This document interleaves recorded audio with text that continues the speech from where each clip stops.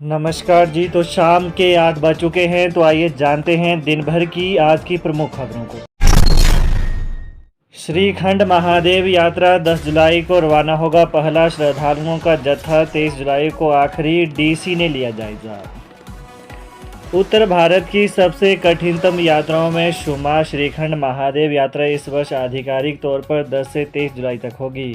23 जुलाई को श्रद्धालुओं का आखिरी जत्था प्रशासन की ओर से श्रीखंड महादेव यात्रा के लिए रवाना किया जाएगा। यात्रा को 5 सेक्टरों में बांटा जाएगा। सुरक्षा के लिए पुख्ता इंतजाम किए गए हैं। उपायुक्त कुल्लू और श्रीखंड महादेव यात्रा ट्रस्ट के अध्यक्ष तोरुल एस रवीश ने यात्रा की तैयारियों को लेकर बैठक में यह जानकारी दी।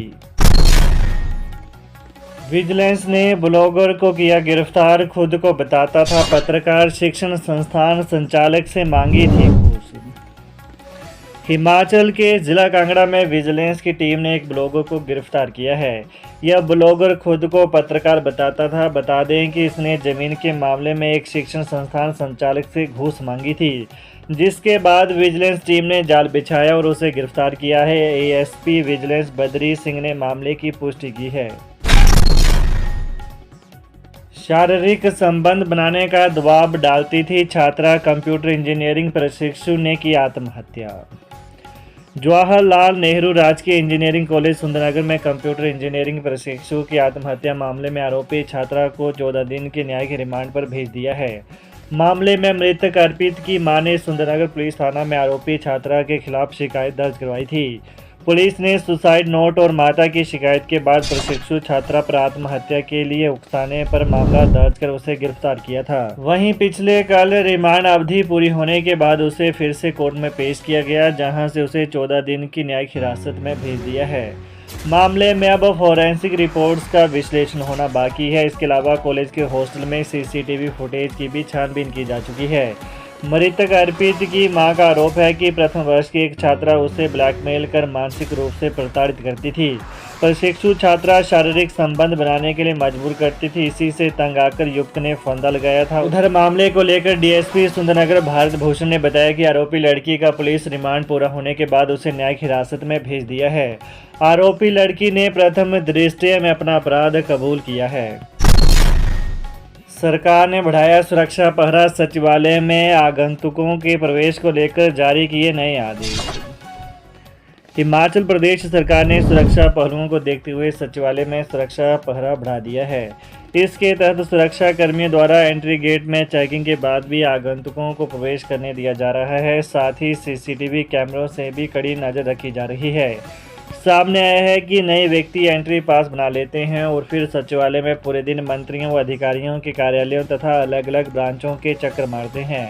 ऐसे में नए आदेशों के तहत प्रवेश पत्र की वैधता 2 घंटे निर्धारित की गई है। प्रवेश पत्र पर संबंधित अधिकारी के हस्ताक्षर आवश्यक किए गए हैं और आगंतुकों को केवल संबंधित विभाग में ही जाने की अनुमति है। ऐसे में यह सुनिश्चित किया जा रहा है कि जिसने मिलने या जिस ब्रांच में जाने के लिए प्रवेश पत्र बनाया गया है, आगंतुक वहीं जाएं। सीएम सुक्खू ने देहरा में 100 करोड़ रुपए की विकास परियोजनाओं का उद्घाटन और शिलान्यास किया। मुख्यमंत्री सुखविंदर सिंह सुक्खू ने आज कांगड़ा जिले के देहरा विधानसभा क्षेत्र में 100 करोड़ रुपए लागत की 6 विकासात्मक परियोजनाओं के लोकार्पण व शिलान्यास किए।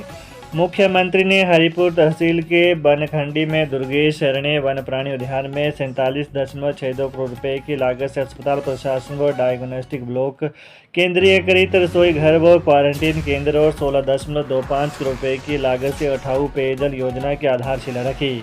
उन्होंने 12.87 करोड़ रुपए की लागत से हरिपुर से सकरी गहरा सड़क के स्तर उन्नयन कार्य, 6.64 करोड़ रुपए की लागत से थाथर त्रिपाल से मेहवा पंचायत सड़क और 10.29 करोड़ रुपए की लागत से गुलेर से नंदपुर बरियाल लदरेट सड़क की आधारशिला भी रखी।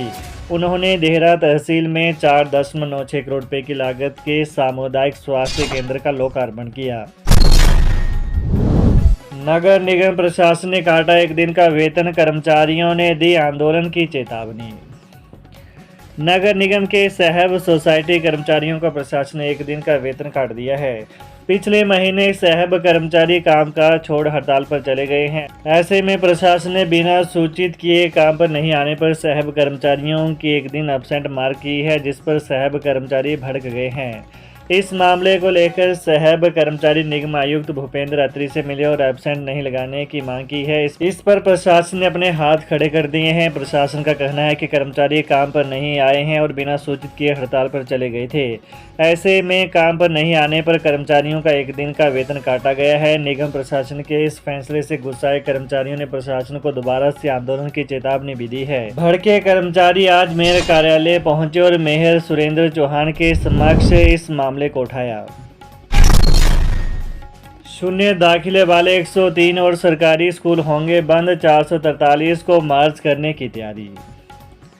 हिमाचल प्रदेश में शून्य दाखिलों वाले 103 स्कूल बंद किए जाएंगे, वहीं 10 विद्यार्थियों वाले 443 स्कूल मर्ज करने की योजना है।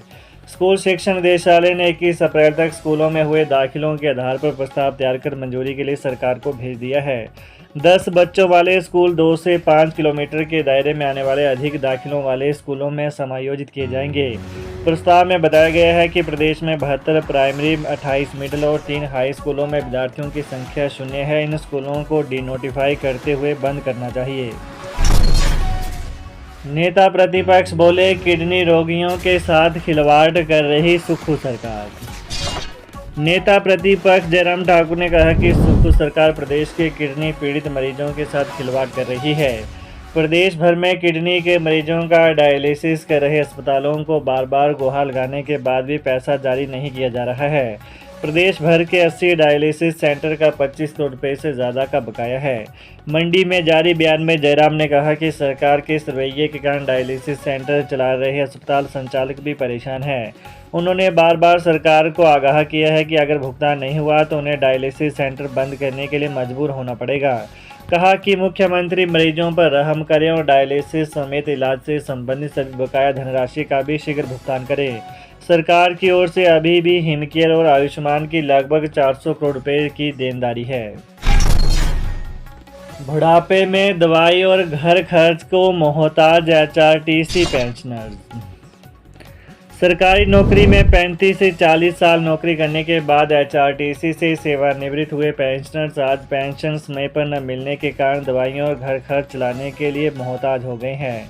पेंशन समय से न मिलने से प्रदेश के 8500 पेंशनर परेशान हैं। कारण यह है कि निगम के करीब 70% पेंशनर्स ऐसे हैं जो पेंशन पर ही निर्भर हैं और विडंबना यह है कि मुख्यमंत्री व उप मुख्यमंत्री 2 वर्षों में करीब 10 से 12 बार मिलने के बाद भी पेंशन माह की पहली तारीख को मिलने को लेकर कोई कदम नहीं उठा पाए हैं। बता दें कि पिछले कई महीनों से 16 से 21 तारीख को पेंशन मिल रही है। पेंशनर्स की परेशानी इसलिए भी है कि महंगाई के इस दौर में इन पेंशनरों के बच्चे निजी नौकरियों में हैं और निजी नौकरी में बच्चों व उनके परिवार का गुजारा ही मुश्किल होता है तो अन्य घर के खर्च कैसे होंगे। हिमाचल पथ परिवहन पेंशनर कल्याण संगठन हिमाचल पथ परिवहन कल्याण मंच का दावा है कि निगम से सेवानिवृत्त हुए करीब 70% कर्मचारी मधुमेह, कैंसर, हृदय, प्रोस्टेट सहित कई बीमारियों से ग्रस्त हैं और इन बीमारियों से बचने के हर माह से 5 से 6 हज़ार की दवाइयाँ खरीदते हैं, लेकिन जब समय से पेंशन ही नहीं मिलती तो दवाइयाँ कहाँ से खरीदें। तो ये रही दिन भर की प्रमुख खबरें। हिमाचल की ताज़ा खबरों को जानने के लिए चैनल को अभी सब्सक्राइब करें। धन्यवाद। जय हिंद, जय हिमाचल।